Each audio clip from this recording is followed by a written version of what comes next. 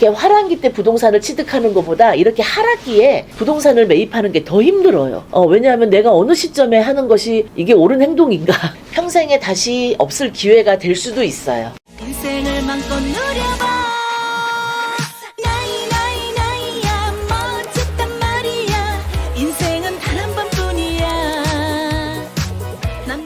안녕하세요, 복마마입니다. 오늘도 즐거운 하루, 복마마의 좋아요, 구독 꼭 좀 눌러주세요.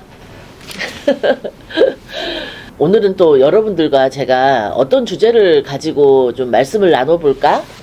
당연히 또 생각을 엄청 했죠. 가장 요즘에 이제 핫한 뉴스, 부동산 정책 지금 어떻게 변화하고 있고 우리가 어떻게 준비해야 될지에 대해서 오늘 좀 얘기를 나눠봤으면 해요. 그래서 국토교통부에서 1월 3일 날 지금 23년 주요 정책 과제를 지금 발표를 했잖아요. 이제 그 중에서 이제 부동산 분야에서 최근에 이제 주택시장 침체에 경제난으로 인한 주거 불안, 이런 여러 가지 정부에서 굉장히 대응을 하기 위해서 발빠르게 움직이고 있는데요. 지금 같은 상황은 사실은 급격하게 부동산이 하락을 하다 보니까 경착륙에 가깝거든요. 근데 이걸 어떻게든지 연착륙을 시켜보려고 굉장히 정부에서 부동산 시장을 다시 좀 활기를 띄워볼까 계속 규제가 풀리고 있는 걸 아마 느끼셨을 텐데, 이제 여러분들과 지금 부동산 시장의 정상화를 위한 규제 완화 주요 내용을 한번 살펴보고자 합니다. 2023년 부동산 핵심 과제, 부동산 시장의 정상화. 지금 화면에서 보시는 것처럼 이번에 부동산 정책은 지난 정부가 펴왔던 이제 부동산 규제를 사실상 전부 걷어낸 거거든요. 개선된 정책은 뭐 어떤 것들이 있는지 좀 같이 한번 알아보도록 할게요. 투기 과열 지역, 조정 대상 지역, 서울, 과천, 성남, 분당, 수정, 하남, 광양 이런 곳들이 이제 규제 지역이었는데 강남, 서초, 송파, 용산 요 4개구만 빼고 지금 규제를 다 풀었다 이렇게 보시면 되겠습니다. 자, 그 다음에 이제 민간 택지 분양가 상한제 적용 지역도 보시면은 서울부터 해서 경기도까지 지금 다 이렇게 있었는데 서울, 강남, 서초, 송파, 용산만 제외하고는 전 지역을 다 해제했다라고 보실 수 있겠습니다.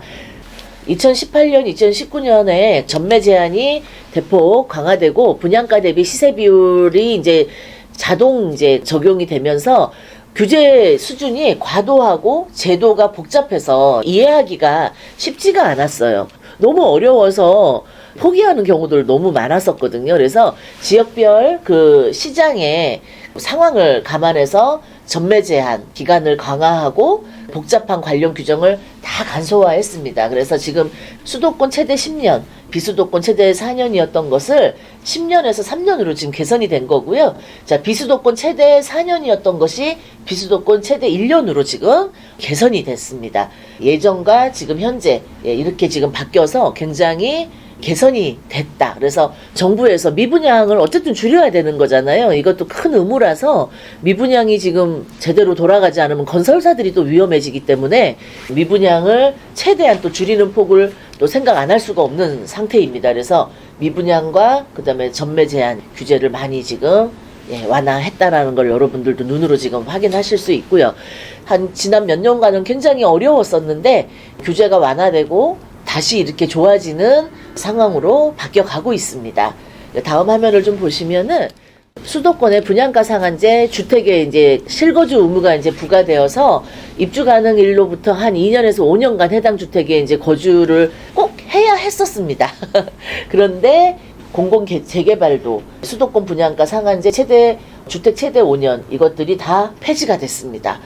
또 하나의 중요한 거는 지금 이제 중도금 대출이었어요. 사실은 이제 지난 정권에서는 중도금 대출도 다 막아가지고 분양을 받은 사람들이 대출을 못해서 발을 동동 구르고 막 걱정을 엄청 많이 하셨었는데 그 인당 보증 한도가 5억이었고 분양가가 12억 이하였었는데 지금은 또 보증 한도가 없는 걸로 모든 분양 주택에 이제 대출을 받을 수 있게 개선이 됐습니다. 그 다음에 1주택 청약 당첨자 기준주택 처분 의무 폐지, 무주택 청약 자격 요건 완화. 말이 길죠? 핵심은 규제 지역에서 이제 당첨된 1주택자가 필요한 이런 현황들이 이제는 개선이 돼서 의무가 다 폐지가 됐습니다.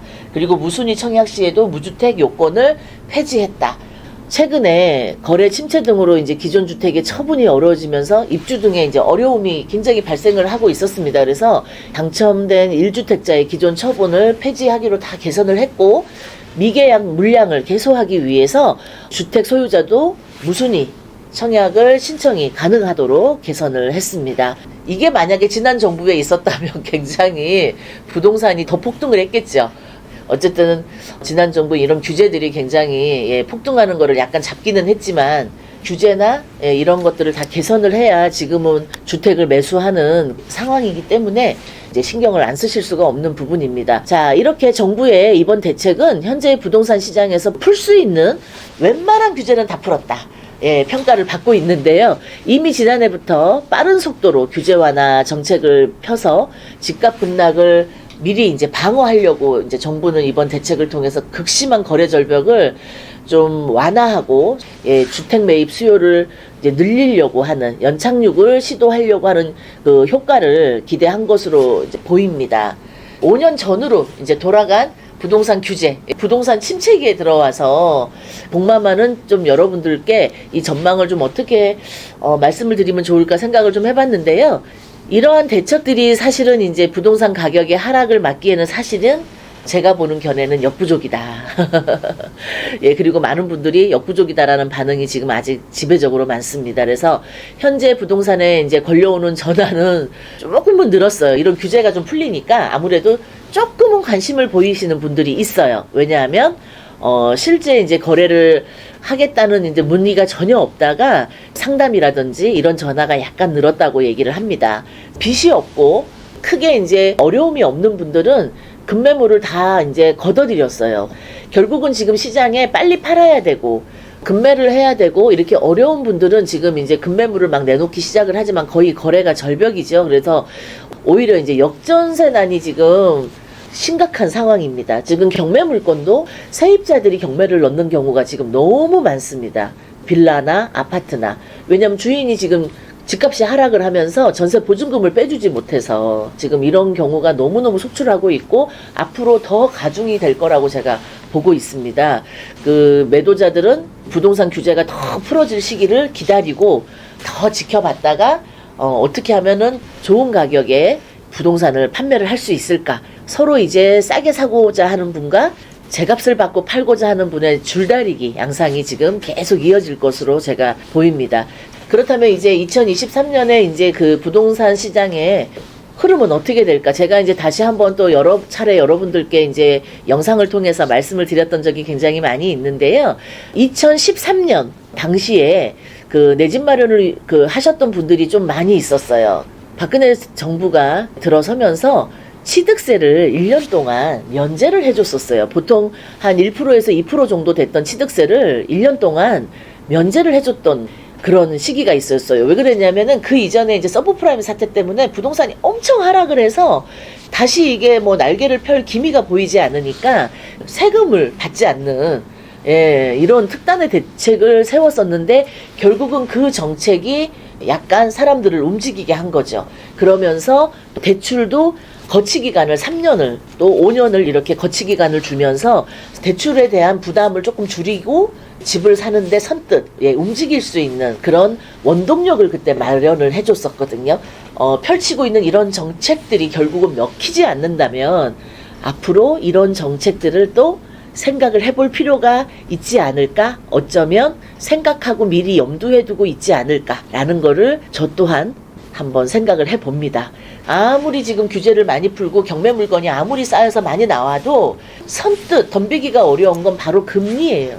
그래서 정부에서 이 금융시장의 안정을 깨하려고 자꾸 이렇게 하는 그 이유가 바로 금융시장이 안정이 돼야 주택을 매수하거나 상가를 매수하거나 이런 걸로 이어지는데 금융시장이 굉장히 불안하거든요. 전 세계적으로 지금 이게 여파가 계속 가고 있다라는 거죠. 그래서 서울이나 이제 그 수도권 주변에서 이제 주택시장이 지금 한 30% 이상 급락한 아파트 단지도 지금 속출하고 있거든요. 그래서 전형적인 하락장의 모습을 지금 보이고 있고요.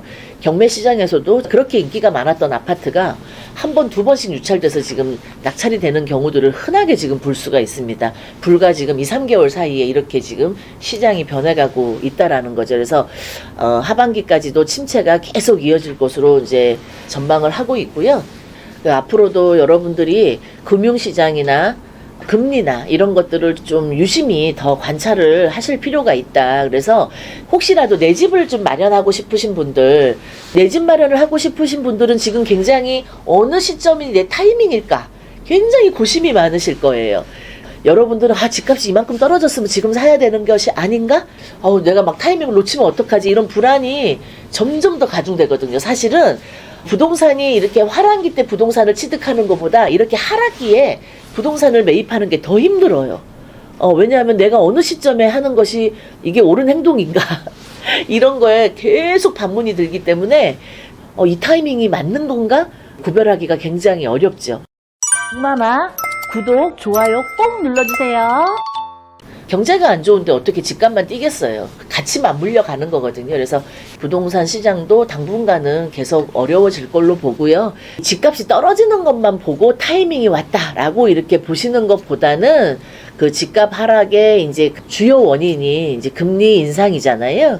금리 인하의 추이를 좀 지켜보면서 규제가 지금보다는 더 완화되는 이런 타이밍을 좀 더 노려서 기다리셔야 되지 않을까. 그래서 저렴하게 내 집을 장만할 수 있는 정말 평생에 한 번밖에 없는 기회가 될 수 있는 이 시기를 여러분들이 놓치지 마시고 우리가 원하는 그 목표를 이루도록 복마마와 함께 공부하면서 기다려 보도록 해요. 감사합니다.